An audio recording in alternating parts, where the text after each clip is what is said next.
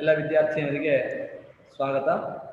ನಾವಿವತ್ತು ಕೃದಂತ ಪ್ರಯೋಗ ನೋಡೋಣ.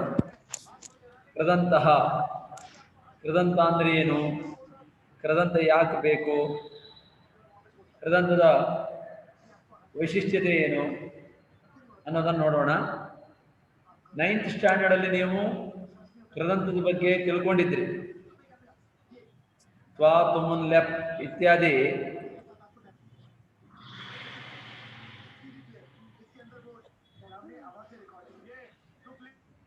ಇತ್ಯಾದಿ ವಿಷಯಗಳನ್ನ ನೀವು ತಿಳ್ಕೊಂಡಿದ್ರಿ. ಈಗ ಅದರ ಮುಂದುವರಿದ ಭಾಗವನ್ನು ನಾವು ನೋಡೋಣ. ಫಸ್ಟ್ ಕೃದಂತ ಅಂದ್ರೆ ಏನು, 9ನೇ ಕ್ಲಾಸಲ್ಲಿ ಏನು ಓದಿದ್ದೀರಿ ನೀವು ಅನ್ನೋದನ್ನ ಒಂದ್ಸರಿ ನಿಮ್ಗೆ ರೀಕಾಲ್ ಮಾಡ್ತೇನೆ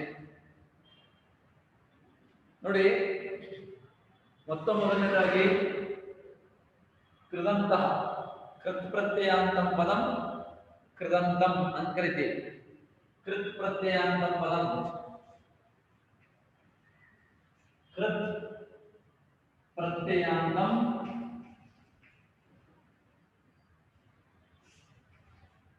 ಪ್ರತ್ಯಯಾಂತಂ ಪದಂ ಕೃದಂತಂ.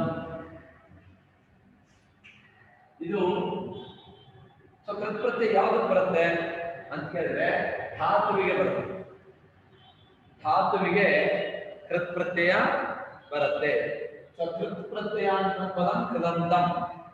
ಕೃದಂತ ಅಂದ್ರೆ ಏನಂತ, ಕೃತ್ಪ್ರತ್ಯಯದಿಂದ ಎಂಡ್ ಆಗಿರುವಂತದ್ದು. ಇಲ್ಲಿ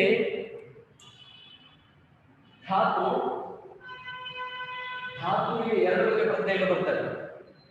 ಒಂದು ತಿಂಗ್ ಪ್ರತ್ಯಯಗಳು, 8ನೇ ಕ್ಲಾಸಲ್ಲೇ ಓದಿದ್ದೀರಿ ಅದನ್ನು. ತಿಂಗ್ ಪ್ರತ್ಯಯ ಬರುತ್ತೆ, ಇನ್ನೊಂದು ಕೃತ್ ಪ್ರತ್ಯಯ ಬರುತ್ತೆ.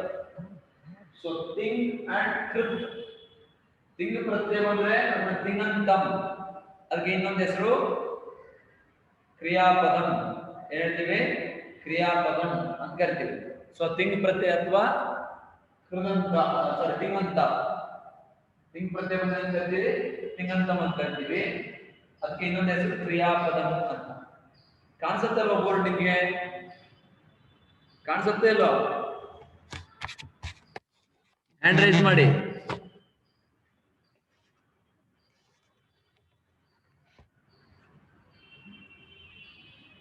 ಹಾಗಾಗಿ ತಿಂಗ್ ಪ್ರತ್ಯಯಕ್ಕೆ ಕೃದಂತ ಅಂತ ಕರಿತೀವಿ, ಸಾರಿ ಕ್ರಿಯಾಪದಂ ಅಂತ ಕರಿತೀವಿ. ಇನ್ನು ಕೃತ್ ಪ್ರತ್ಯಯ, ಕೃತ್ ಪ್ರತ್ಯಯ ಬಂದ್ರೆ ಧಾತುವಿಗೆ, ಅದಕ್ಕೆ ಕೃದಂತಂ ಅಂತ ಕರಿತೀವಿ. ಕೃತ್ ಪ್ರತ್ಯಯಾಂತ ಪದಂ ಕೃದಂತಂ. ಪ್ರತ್ಯಯ ಕೃದಂತಹ ಅಂದಾಗ ಎಲ್ಲರೂ ಸಹ ಬರುತ್ತೆ. ಇದು ವಿಶೇಷ. ಆದ್ದರಿಂದ ಕೃದಂತಹ ಅಂತೂ ಮಾಡ್ಬೋದು, ಕೃದಂತಂ ಅಂತೂ ಮಾಡ್ಬೋದು. ಪದಂ ಅಂತ ತಗೊಂಡ್ರೆ ಕೃದಂತಂ ಅಂತ ಮಾಡ್ಬೇಕು, ಪ್ರತ್ಯಯ ಅಂತ ತಗೊಂಡ್ರೆ ಕೃದಂತಹ ಅಂತ ಮಾಡ್ಬೇಕು. ಕೃತ್ ಪ್ರತ್ಯಯ ಆಗ ಕೃದಂತಹ, ಏನೇ ಕೃದಂತಹ, ಕೃದಂತಂ ಮಾಡೋದು ಕೃದಂತ. ಬಟ್ ಎಲ್ಲ ಒಂದೇ ರೀತಿ ಇರ್ಲಿ ಅನ್ನೋ ಕಾರಣಕ್ಕೆ ನಾನು ಹಾಗೆ ಹೇಳಿದ್ದೆ. ಸೊ ಕೃದಂತಹ, ಈ ಕೃದಂತವನ್ನ ಮತ್ತೆ 2 ವಿಭಾಗ ಮಾಡಬೇಕು.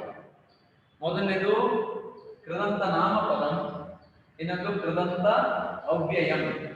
ಏನೇಳಿ ಕೃದಂತ ನಾಮಪದಂ, ನೋಡ್ಕೊಳ್ಳಿ, ಕೃದಂತ ನಾಮಪದಂ, ಕೃದಂತ ಅವ್ಯಯಂ. ಕೃದಂತ ನಾಮಪದ ಅಂತಂದ್ರೆ ಯಾವುದು? ಕೃದಂತ ನಾಮಪದ ಅಂತಂದ್ರೆ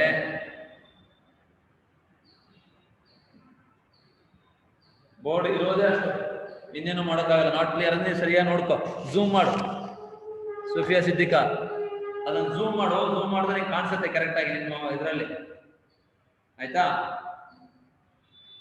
ಆಮೇಲೆ ಏನಾಯ್ತು, ಇಲ್ಲಿ ಕೃತ್ ಪದೇ ಪದೇ ಜಾಯಿನ್ ಆಗ್ತಾ ಇದ್ದು ನಮ್ಗೆ ಕಷ್ಟ. ಕೃದಂತ ಅವ್ಯಯ, ಕೃದಂತ ನಾಮಪದ, ಕೃದಂತ ಅವ್ಯಯ. ಹಾಗೇನೆ ಕೃದಂತ ನಾಮಪದದಲ್ಲಿ ಮತ್ತೆ 3 ವಿಭಾಗ ಬರುತ್ತೆ. ವರ್ತಮಾನ ಕೃದಂತಹ, ಭೂತ ಕೃದಂತಹ ಮತ್ತು ವಿದ್ಯಾರ್ಥಿಕ ಕೃದಂತಹ. ಆಯ್ತಾ? ಆ ಕೃದಂತ ಅವ್ಯಯದಲ್ಲಿ ಯಾವುದು ಬರೋದಿಲ್ಲ.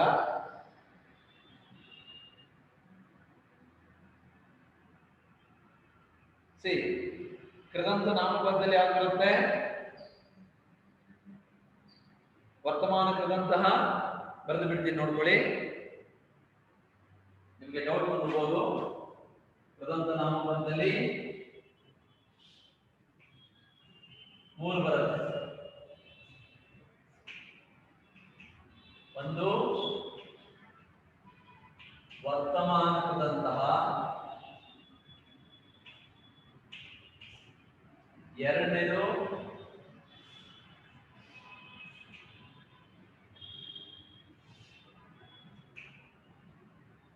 ಭೂತ ಕೃದಂತಹ. ಅನ್ಸುತ್ತಲ್ವಾ? ಭೂತ ಕೃದಂತಹ. ಮತ್ತೊಂದು ವಿದ್ಯಾರ್ಥಿ ಕೃದಂತಹ.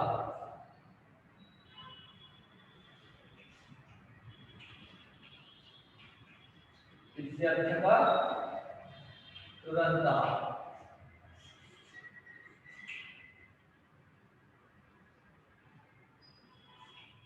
ವಿದ್ಯಾರ್ಥಕ ಕೃದಂತಹ. ಸೊ ಕೃದಂತ ನಾಮಪದ್ಧತಿ. ಕೃದಂತ ಅವ್ಯಯ ಯಾವುದು ಅಂತ ಕೇಳಿದ್ರೆ ಇಲ್ಲಿ ಒಂದೇ ಬರುತ್ತೆ, ತ್ವಾ ತುಮುನ್ ಲೆಪ್ ಪ್ರತ್ಯಯ. ಈಗ ಇಲ್ಲಿ ಒಂದೊಂದು ಉದಾಹರಣೆ ಕೊಡ್ತೀನಿ ನೋಡಿ. ವರ್ತಮಾನ ಕೃದಂತ ಅಂತಂದ್ರೆ ಶತ್ರು ಶಾನಚ್ ಪ್ರತ್ಯಯ ಬರುತ್ತೆ. ಯಾವ ಪ್ರತ್ಯಯ ಬರುತ್ತೆ? ಶತ್ರು ಮತ್ತು ಶಾನಚ್. ಓಕೆ, ಈ ಜಾಗ ಸಾಕಾಗೋದ ಅದು ಬರೀತಿ ನೋಡಿ. ಶತ್ರು ಅಂಡ್ ಶಾನಚ್. ಶತ್ರು ಅಂಡ್ ಶಾನಚ್ ಪ್ರತ್ಯಯ ಬರುತ್ತೆ. ಭೂತ ಕೃದಂತಕ್ಕೆ ಅನ್ಸುತ್ತಲ್ವಾ?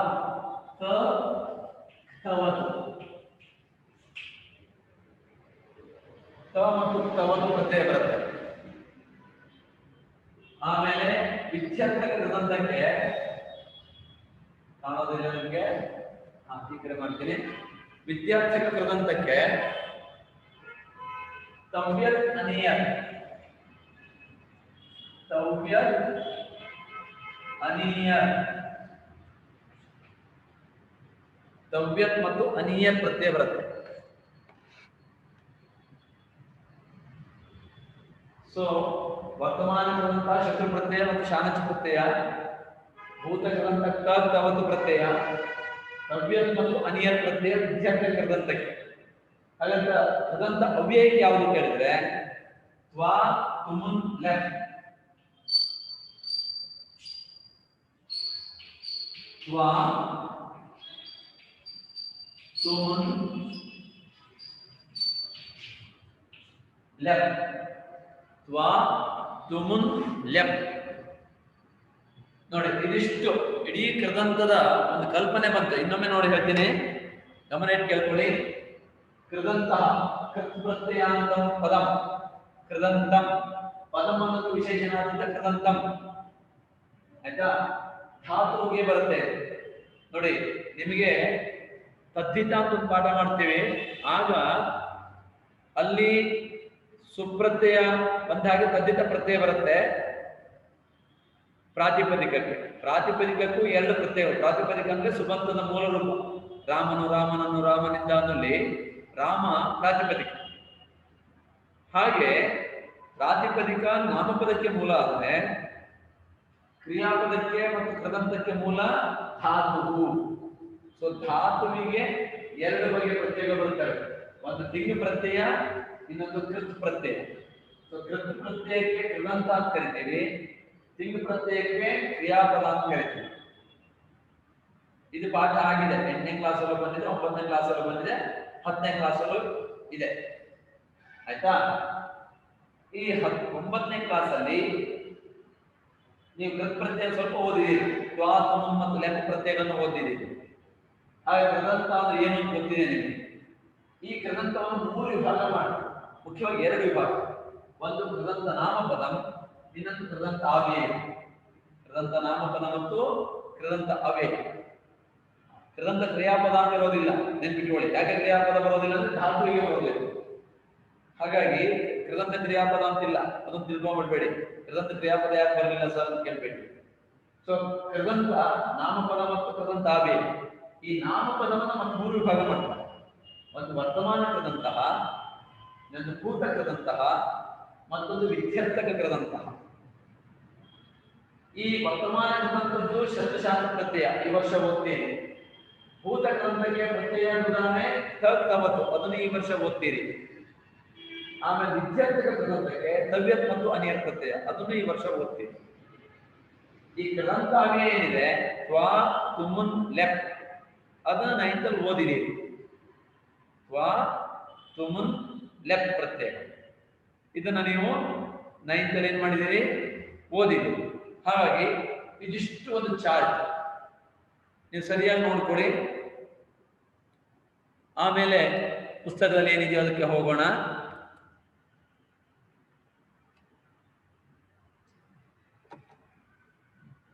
Okay, board is not clear ಅಂತ ಹೇಳ್ತೀರಿ, ಸ್ವಲ್ಪ ಝೂಮ್ ಮಾಡ್ಕೊಂಡು ನೋಡಿ ಎಲ್ಲನೂ.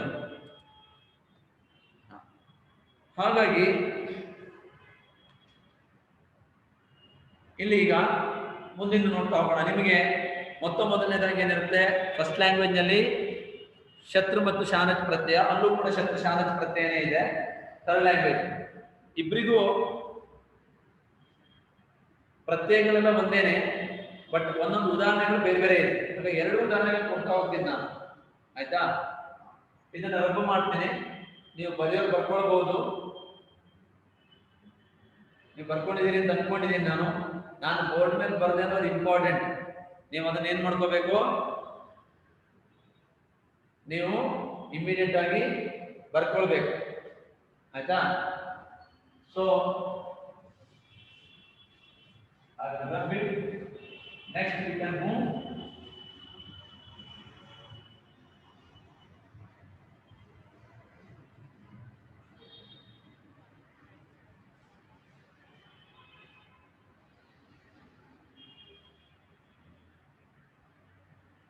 ವರ್ತಮಾನ ಕೃದಂತದಲ್ಲಿ ಶತ್ರು ಮತ್ತು ಶಾನಚ್ ಪ್ರತ್ಯಯ ಏನೇ,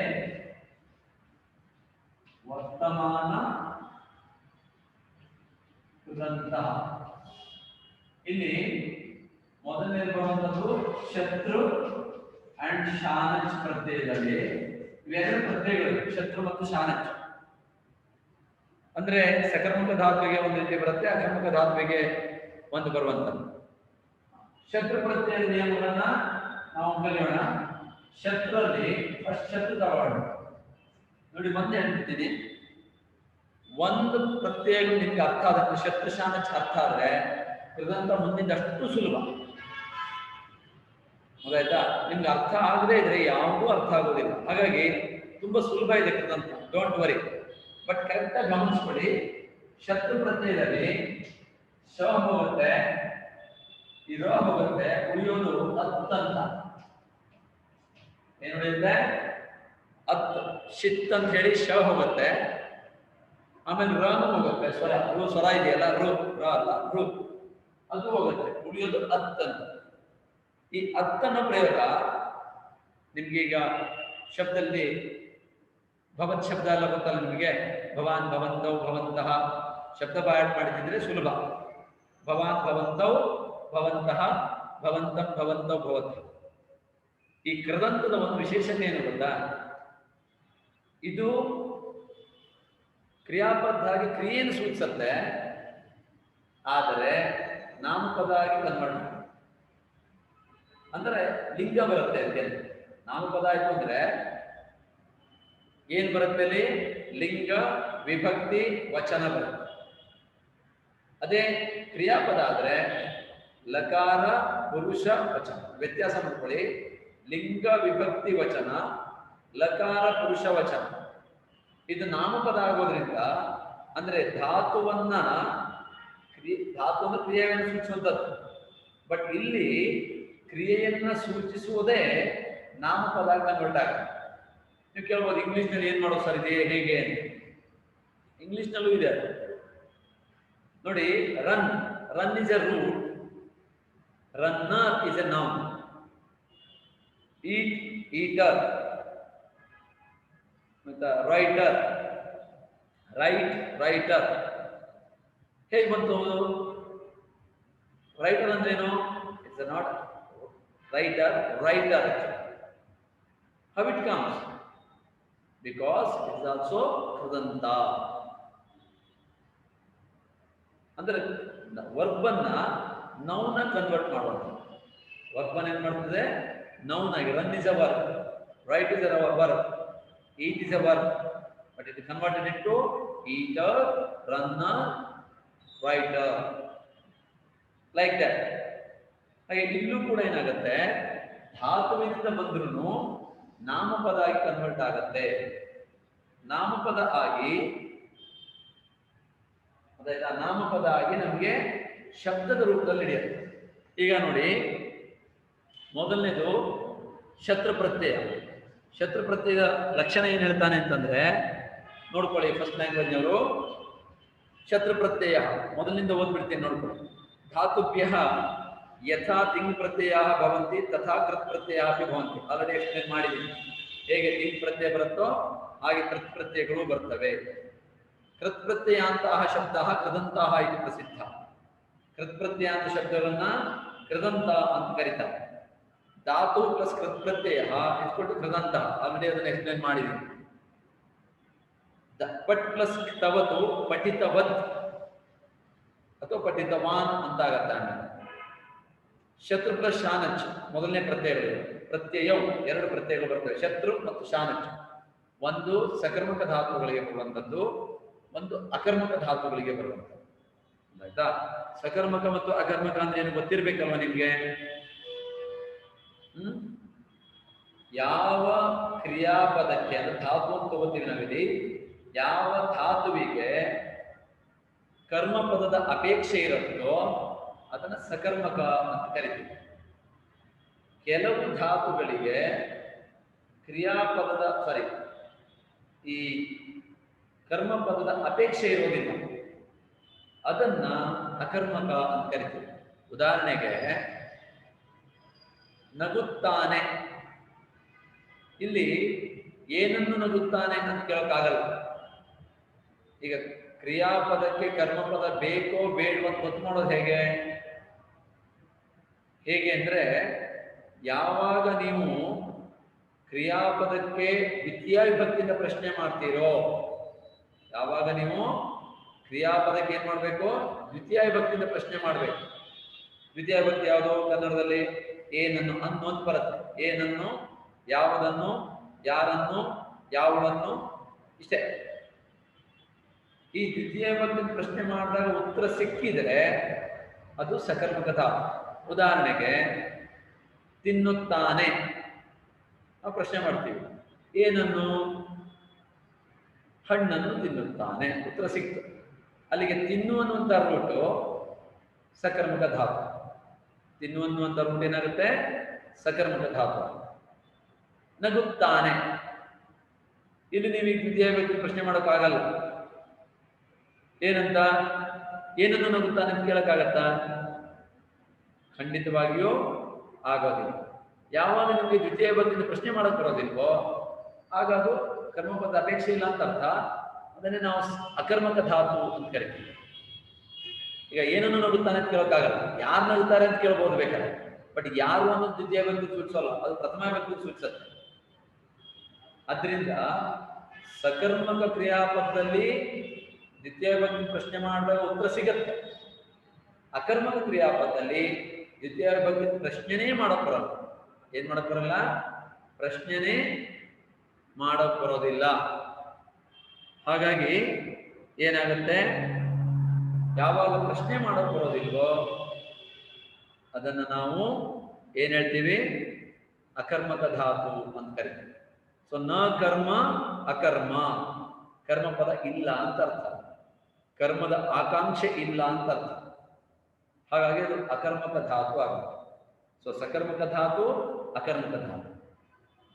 ಇಲ್ಲಿ ಪರಸ್ಮೈಪದಿ ಧಾತು ಮತ್ತು ಆತ್ಮನೇಪದಿ ಧಾತು ಅಂತಿದೆ ನೋಡಿ. ಇಲ್ಲಿ ಹೇಗೆ ಹೇಳ್ತಾನೆ ಅಂದ್ರೆ, ಶತ್ರು ಪ್ರತ್ಯಯ ವರ್ತಮಾನ ಕಾಲಾರ್ಥೆ ಪರಸ್ಮೈಪದಿನ ಧಾತೋ ಶತ್ರು ಪ್ರತ್ಯಯ ಪ್ರಯುಜ್ಯತೆ. ಶತ್ರಂತಂ ಪದಂ ವಿಶೇಷಣಂ ಭವತಿ. ಪಠನ್ ಬಾಲಕ ಮಾಂ ನ ದೃಷ್ಟವಾನ್. ಪಠನ್ ಬಾಲಕ ಮಾಂ ನ ದೃಷ್ಟವಾನ್.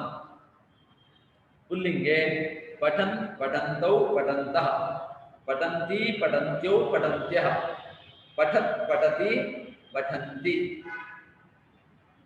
ಏನೀಗ ವರ್ತಮಾನ ಕಾಲಾರ್ಥೆ ಇದು ಪ್ರೆಸೆಂಟ್ ಟೆನ್ಸ್ ಅಲ್ಲಿ ಆಕ್ಚುಲಿ ಪ್ರೆಸೆಂಟ್ ಟೆನ್ಸ್ ಅಲ್ಲ ಪ್ರೆಸೆಂಟ್ ಕಂಟಿನ್ಯೂಸ್ ಟೆನ್ಸ್ ಇದು ಈಗ ಇಂಗ್ಲಿಷ್ ನಲ್ಲಿ ING ಪ್ರತ್ಯಯ ಆಗ್ತಾರೆ ರನ್ನಿಂಗ್ ಅಂತ ಬರುತ್ತಲ್ಲ ಈಟಿಂಗ್ ಆ ಪ್ರೆಸೆಂಟ್ ಕಂಟಿನ್ಯೂಸ್ ಟೆನ್ಸ್ ಅಲ್ಲಿ ನಾವು ಈ ಶತ್ರು ಪ್ರತ್ಯಯವನ್ನ ಮತ್ತು ಶಾನಕ ಪ್ರತ್ಯಯವನ್ನ ಬಳಸ್ತೀವಿ ಪಠನ್ ಬಾಲಕ ಅಥವಾ ಓದುತ್ತಿರುವಂತಹ ಹುಡುಗ ಮಾಂನ ದೃಷ್ಟವ ನನ್ನನ್ನು ನೋಡಲಿಲ್ಲ ಏನಳೆ ಪಠನ್ ಬಾಲಕ ಮಾಂನ ದೃಷ್ಟವಾನ್ ನನ್ನನ್ನು ನೋಡಲಿಲ್ಲ ಪಠನ್ ಏಕವಚನ ಬಂತು ಪಠನ್ ಬಾಲಕ ಅದೇ ದ್ವಿವಚನ ಅಂದ್ರೆ ಪಠಂತೌ ಬಾಲಕೌ ಪಠಂತೌ ಬಾಲಕೌ ಅದೇ ಬಹುವಚನ ಅಂದ್ರೆ ಪಠಂತಃ ಬಾಲಕಾಃ ಯಾಕಂದ್ರೆ ಬಾಲಕ ಶಬ್ದ ಬಾಲಕಃ ಬಾಲಕೌ ಬಾಲಕಾಃ ಅಂತ ಆಗುತ್ತೆ ಸೊ ಏಕವಚನ ಇದ್ದಾಗ ಪಠನ್ ಬಾಲಕಃ ದ್ವಿವಚನ ಇದ್ದಾಗ ಪಠಂತೌ ಬಾಲಕೌ ಬಹುವಚನ ಇದ್ದಾಗ ಪಠಂತಃ ಬಾಲಕಾಃ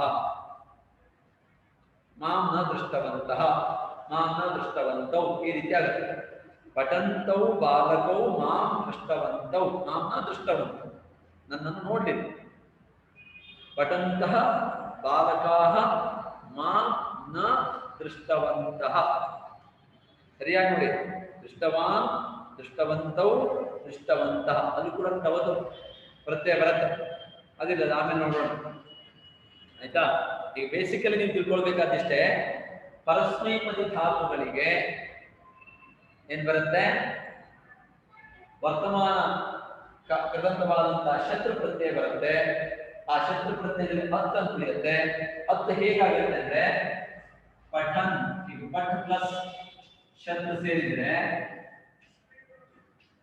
ಇಸ್ ಈಕ್ವಲ್ ಟು ಪಠನ್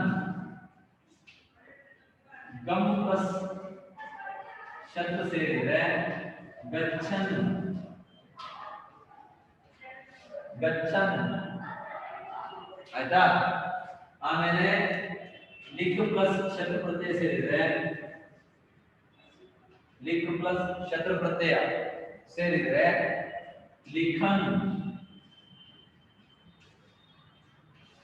ಲಿಖನ್ ಇದು ಪುಲ್ಲಿಂಗ ಇದನ್ನ ಸ್ತ್ರೀಲಿಂಗ ಮಾಡೋದ ನೀವು ಪಠನ್ ಏನಾಗುತ್ತೆ ಪಠಂತಿ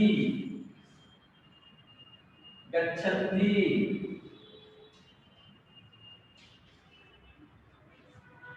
ಗಚ್ಚಂತಿ ಲಿಖಂತಿ ಲಿಖಂತಿ ಅಂತ ಆಗತ್ತೆ ಅದೇ ನಪುಂಸಕಲಿಂಗ ಮಾಡೋದಾದ್ರೆ ಪಠತ್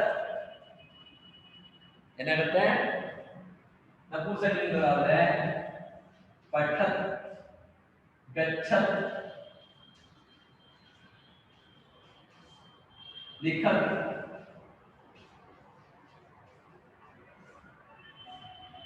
ಲಿಖತ್ ನೋಡಿ ಮೂರು ಲಿಂಗಗಳು ಬರುತ್ತೆ ಯಾಕೆ ನಾಮಪದ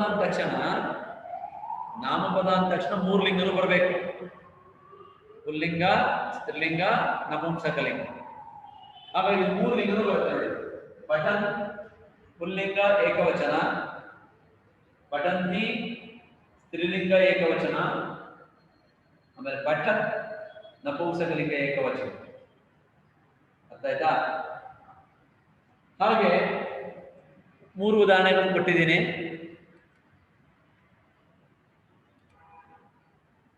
ಮೂರು ಉದಾಹರಣೆಗಳನ್ನ ನೀವು ನೋಡಬಹುದು ಪಠನ್ ಈಗ ಇದನ್ನ ಏಕವಚನ ಬಹುವಚನ ದ್ವಿವಚನ ಬಹುವಚನ ಮಾಡಬಹುದು ನೀವು ಶಬ್ದ ಪಾಠ ಮಾಡಿದ್ರೆ ಮಾತ್ರ ಸಾಧ್ಯ ಪಠನ್ ಪಠಂತೌ ಪಠಂತಃ ಪ್ರಥಮ ವಿಭಕ್ತಿ ಏಕವಚನ ದ್ವಿವಚನ ಬಹುವಚನ ಹೇಗಾಗುತ್ತೆ ಪಠನ್ ಪಠಂತೌ ಪಠಂತಃ ಅದೇ ಈಗ ಪಠಂತಿ ಬಂದ್ರೆ ಈಕಾರ ಅಂತ ಸ್ತ್ರೀಲಿಂಗ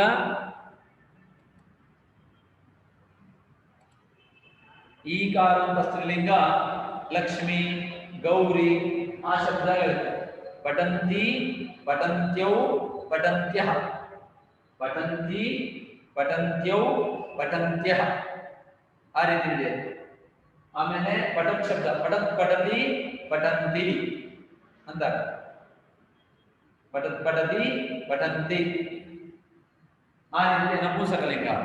ಹೀಗೆ ಶತ್ರು ಪ್ರತ್ಯಯದಲ್ಲಿ ಅತ್ತಂತ ಬರುತ್ತೆ. ಅತ್ತಿದೇನಾಗಿತ್ತು ಅನ್ನಂತಾಗತ್ತೆ. ಪಠನ್ ಪಠನ್ ಪಠನ್ ಗಚ್ಚನ್ ಲಿಖನ್ ಪುಲ್ಲಿಂಗದಲ್ಲಿ ಪಠಂತಿ ನೋಡಿ ಹತ್ತು ಇದ್ದೇನು ಅನ್ನ ಆಗುತ್ತೆ. ಇದು ಪುಲ್ಲಿಂಗ. ಸ್ತ್ರೀಲಿಂಗದಲ್ಲಿ ಅಂತಿ ಸ್ತ್ರೀಲಿಂಗ ಮತ್ತೆ ಅನ್ನೋದು ನಪುಂಸಕಲಿಂಗ. ನಪುಂಸಕಲಿಂಗ. ಸೊ ಅನ್ ಪುಲ್ಲಿಂಗ, ಅಂತಿ ಸ್ತ್ರೀಲಿಂಗ, ಅತ್ ನಪುಂಸಕಲಿಂಗ. ಸೊ ಇದೊಂದು ಸರಿಯಾಗಿ ಓದ್ಕೊಂಡ್ರೆ ಮುಂದಿದ್ದೆಲ್ಲ ಅರ್ಥ ಆಗತ್ತೆ. ಅದಕ್ಕೆ ನಾನು ಇಷ್ಟು ಡಿಟೇಲ್ ಆಗಿ ಮಾಡ್ತಾ ಇರೋದು. ಸೊ ಮೊದಲನೇದು ಏನು ಬಂತೀಗ? ಪಠನ್ ಪಠಂತೌ ಪಠಂತಃ, ಗಚ್ಚನ್ ಗಚ್ಚಂತೌ ಗಚ್ಚಂತಃ, ಭವನ್ ಭವಂತೌ ಭವಂತಃ. ಥರ್ಡ್ ಲ್ಯಾಂಗ್ವೇಜ್ ಅಲ್ಲಿ ಬಂದಿದೆ. ಏನ್ ಬಂದಿದೆ? ಭವನ್ ಭವಂತೌ ಭವಂತಃ ಪುಲ್ಲಿಂಗದಲ್ಲಿ. ಅದೇ ಸ್ತ್ರೀಲಿಂಗದಲ್ಲಾದ್ರೆ ಭವನ್ ಇದ್ದು ಭವಂತಿ ಭವಂತ್ಯೌ ಭವಂತ್ಯಃ. ನಪುಂಸಕಲಿಂಗದಲ್ಲಿ ಭವತ್ ಭವತಿ ಭವಂತಿ ಅಂತ. ಹಾಗೆ ಪಠನ್ ಪಠಂತಿ ಪಠತ್ ಮೂರ್ಲಿಂಗಲ್ಲೂ ಆಯ್ತು. ನೆಕ್ಸ್ಟ್ ಬರುವಂತದ್ದು ಈಗ ಪಠನ್ ರಠನ್ ಲಿಖನ್ ಅಭ್ಯಸ್ಯನ್ ಚಿಂತಯನ್ ಇವೆಲ್ಲವೂ ಕೂಡ ವರ್ತಮಾನ ಪದಂತಲ್ಲಿರುವಂತಹ ಶಬ್ದಗಳು. ಸೊ ಈಗ ಇಲ್ಲಿ ಇನ್ನೊಂದು ಉದಾಹರಣೆ ನೋಡ್ಕೊಳ್ಳೋದಾದ್ರೆ ಆಲ್ರೆಡಿ ರೂಪನೆ ಕೊಟ್ಬಿಟ್ಟಿದ್ದಾರೆ. ಪಠನ್ ಪಠಂತೌ ಪಠಂತಃ, ಪಠಂತಿ ಪಠಂತ್ಯೌ ಪಠಂತ್ಯಃ, ಪಠತ್ ಪಠತಿ ಪಠಂತಿ ಅಂತ ಮೂರು ಕೊಟ್ಟಿದ್ದಾರೆ. ನೆಕ್ಸ್ಟ್ ಬರುವಂಥದ್ದು ಶಾನಚ್ ಪ್ರತ್ಯಯ. ನೆಕ್ಸ್ಟ್ ಬರುವಂಥದ್ದೇನು? ಶಾನಚ್ ಪ್ರತ್ಯಯ. ಶಾನಚ್ ಏನ್ ಹೇಳ್ತಾ ನೋಡಿ, ವರ್ತಮಾನ ಕಾಲಾರ್ಥೆ ಆತ್ಮನೇಪದಿ ಧಾತೋ ಶಾನಚ್ ಪ್ರತ್ಯಯ ಭವತಿ. ಶಾನ ಅಂದ್ರೆ ಆನ ಅಥವಾ ಮಾನ ಅಂತ ತಿಳಿಯುತ್ತೆ. ಶಾನ ಅಂದ್ರೇನು? ಆನ ಅಥವಾ ಮಾನ ಪ್ರತ್ಯಯ ಭವತಿ. ಏತದಂತಂ ವಿಶೇಷಣತೆಯ ಪ್ರಯುಜ್ಯತೆ. ಇದನ್ನು ವಿಶೇಷವಾಗಿ ನಾವು ಏನ್ ಮಾಡ್ತೀವಿ? ವಿಶೇಷವಾಗಿ ಪ್ರಯೋಗಿಸ್ತೇವೆ. ಗೊತ್ತಾಯ್ತಾ? ನಗರೇ ಶೋಭಮಾನಂ ಉಪವನಂ ಭವತಿ, ಕಂಪಮಾನಾತ್ ವೃಕ್ಷಾತ್ ಫಲಾನಿ ಪತಂತಿ. ಇದನ್ನ ನಾನೀಗ ರಬ್ ಮಾಡ್ತೀನಿ.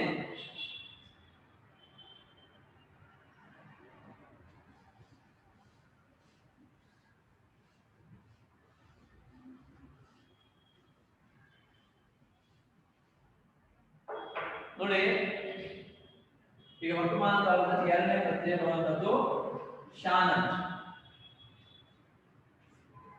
ಶಾನಚ್ ಪ್ರತ್ಯಯ ಆತ್ಮನೇಪದಿ ಧಾತುಗಳಿಗೆ ಬರುತ್ತೆ.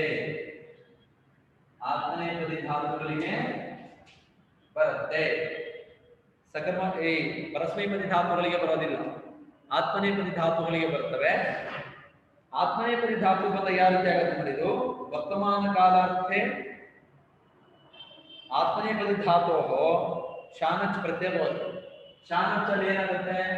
ಒಂದು ಆನ ಉಳಿಯುತ್ತೆ, ಶ ಹೋಗುತ್ತೆ, ಚ ಹೋಗುತ್ತೆ, ಉಳಿಯೋದು ಆನ, ಕೆಲವೊಮ್ಮೆ ಮಾನ ಅಂತ ಆಗುತ್ತೆ.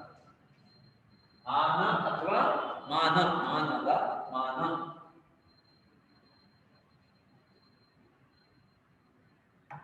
ಆಯ್ತಾ? ಆನ ಅಥವಾ ಮಾನ ಅಂತ ಆಗುತ್ತೆ. ಇಲ್ಲಿ ನೋಡಿ ಉದಾಹರಣೆ ಕೊಡ್ತೀನಿ. ನಗರ ಇದು ವಿಶೇಷಣವಾಗಿ ಪ್ರಯೋಜನ ಆಗುತ್ತೆ ಅಂತ. ವಿಶೇಷಣತೆಯ ಪ್ರಯುಜ್ಯತೆ ಅಂದ್ರೆ ವಿಶೇಷಣ ಅಂದ್ರೆ ಏನು ಗೊತ್ತಾ? ಯಾವಾಗ ಲಿಂಗ ವಿಭಕ್ತಿ ವಚನ ಬರುತ್ತೋ ಶಬ್ದಗಳಿಗೆ, ಆಗ ಅದರ ಮುಂದಿನ ಶಬ್ದ ಯಾವ ಲಿಂಗ ವಿಭಕ್ತಿ ವಚನದಲ್ಲಿರುತ್ತೋ ಅದೇ ಲಿಂಗ ವಿಭಕ್ತಿ ವಚನವನ್ನ ಇದು ಕೂಡ ಹೊಂದುತ್ತೆ. ನಿಮ್ಗೆ ಅರ್ಥ ಆಗ್ಲಿಲ್ಲ? ಈಗ ಉದಾಹರಣೆ ನೋಡ್ಕೊಳ್ಳಿ. ನಗರೇ ಶೋಭಮಾನಂ ಉಪವನಂ. ನೋಡಿ, ಉಪವನಂ ಅಂತಿದೆಯಲ್ಲ, ಉಪವನಂ ಅನ್ನು ಹೀಗೆ ಬರ್ತೀನಿ, ಡಾಟ್ ಕೊಡಬಹುದಲ್ಲ. ಉಪವನಂ ಅದಕ್ಕೆ ವಿಶೇಷಣ ಶೋಭಮಾನಂ. ಶೋಭಮಾನಂ ನೋಡಿ, ಶೋಭಮಾನಂ ಅಂತ ಬರ್ತದೆ. ಅಂದ್ರೆ ಉಪವನ ನಪುಂಸಕಲಿಂಗ ಏಕವಚನ ಇದೆ, ಹಾಗಾದ್ರೆ ಶೋಭಮಾನಂ ಅಂತ ಇದೆ. ನಪುಂಸಕಲಿಂಗ ಏಕವಚನ. ಈಗ ಉಪವನ ಮತ್ತು ಉಪವನಾನಿ, ಉಪವನಾನಿ ಅಂತಿದ್ರೆ ಇಲ್ಲಿ ಏನಾಗುತ್ತೆ, ಶೋಭಮಾನಾನಿ, ಶೋಭಮಾನಾನಿ. ನೋಡಿ ಸಮಯ ಇನ್ನು 4 ನಿಮಿಷ ಇದೆ. ಹಾಗೆ ನಾವು ರೀಜಾಯ್ನ್ ಆಗಿ ಒಂದು ಹಂತ ನಿಲ್ಲಿಸಿ ನಾನು ಮತ್ತೆ ಕ್ಲಾಸ್ ನಿಲ್ಲಿಸ್ತೀನಿ.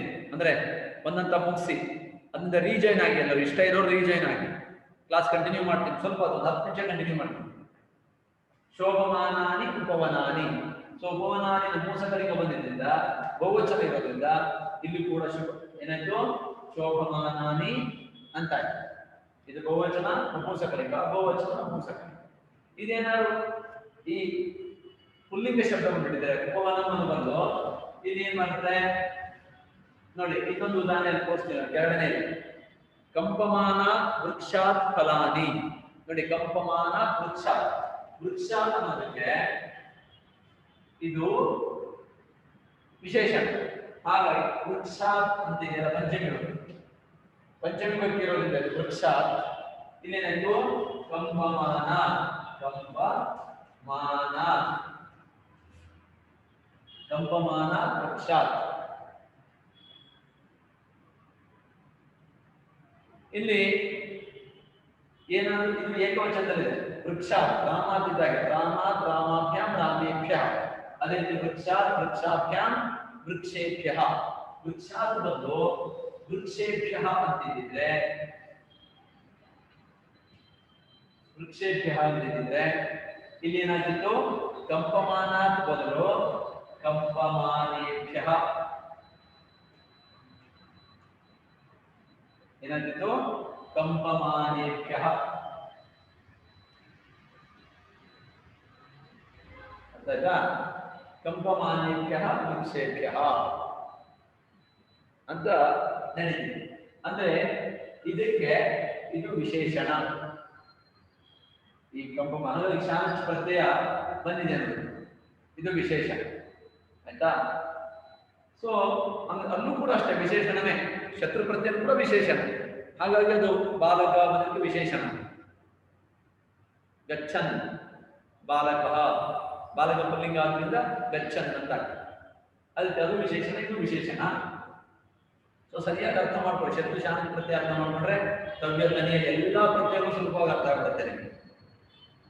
ಸೊ ಟೈಮ್ ಬೇಕಾಗಲ್ಲ, ಈಸಿಯಾಗಿ ಅರ್ಥ ಆಗಲ್ಲ. ಸೊ ಕಂಪಮಾನೇಭ್ಯ ವೃಕ್ಷೇಭ್ಯ. ಸೊ ವೃಕ್ಷೇಭ್ಯ ಅನ್ನೋದಕ್ಕೆ ಇದು ವಿಶೇಷಣ ಆದ್ರಿಂದ ಇದು ಯಾವ ಲಿಂಗ ವಿಭಕ್ತಿ ವಚನದಲ್ಲಿದೆಯೋ ಅದೇ ಲಿಂಗ ವಿಭಕ್ತಿ ವಚನವನ್ನ ಇದು ಹೊಂದತ್ತೆ, ಅದರಲ್ಲೇ ಇದೆ. ಅರ್ಥ ಆಯ್ತಾ? ಹಾಗಾಗಿ ನೋಡಿ, ಉದಾಹರಣೆ ಕೊಟ್ಟರು, ಕಂಪಮಾನ ವೃಕ್ಷ ಫಲಾನಿ ಪತಂತಿ. ಹಣ್ಣುಗಳು ಬೀಳ್ತವೆ. ಅಲ್ಲಾಡುತ್ತಿರುವಂತಹ ಮರದಿಂದ, ಕಂಪಮಾನ ಅಂದ್ರೆ ಅಲ್ಲಾಡೋದು, ಅಲ್ಲಾಡುತ್ತಿರುವ ಮರದಿಂದ, ಏಕವಚನ, ಮರದಿಂದ ಹಣ್ಣುಗಳು ಬೀಳುತ್ತವೆ. ಬಹುವಚನ ಮಾಡಿದ್ರೆ ಅಲ್ಲಾಡುತ್ತಿರುವಂತಹ ಮರಗಳಿಂದ ಹಣ್ಣುಗಳು ಬೀಳುತ್ತವೆ ಅಂತ ಹೇಳ್ತಾರೆ. ನೋಡಿ, ಲಭಮಾನ ಲಭಮಾನೋ ಲಭಮಾನಾಹ, ಲಭಮಾನ ಲಭಮಾನೇ ಲಭಮಾನಾಹ. ಸ್ತ್ರೀಲಿಂಗದಲ್ಲಿ ಲಭಮಾನ, ಪುಲ್ಲಿಂಗದಲ್ಲಿ ಲಭಮಾನಃ. ಆಯ್ತಾ? ಪುಲ್ಲಿಂಗದಲ್ಲಿ ಲಭಮಾನಃ, ಸ್ತ್ರೀಲಿಂಗದಲ್ಲಿ ಲಭಮಾನ, ನಪುಂಸಕಲಿಂಗದಲ್ಲಿ ಲಭಮಾನಂ. ಸೊ ಲಭಮಾನಃ, ಲಭಮಾನ, ಲಭಮಾನಂ ಅಂತ ಹೇಳಿ. ಕಂಪಮಾನಃ, ಕಂಪಮಾನ, ಕಂಪಮಾನಂ. ಪುಲ್ಲಿಂಗ ಸ್ತ್ರೀಲಿಂಗ ನಪುಂಸಕಲಿಂಗ